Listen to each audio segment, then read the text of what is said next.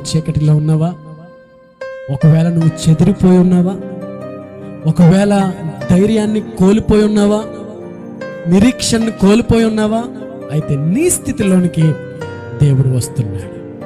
ఒకవేళ నీ స్థితిలోకి రావడానికి నీ తల్లిదండ్రులు ఇష్టపడకపోవచ్చు, నీ స్థితిలోనికి రావడానికి నువ్వు ప్రేమించిన వారు రాకపోవచ్చు, నువ్వు ఉన్న స్థితిలోనికి నీ యొక్క బంధువులు రాకపోవచ్చు, నువ్వు ఉన్న స్థితిలోనికి ఈ ప్రపంచమే రాకపోవచ్చు.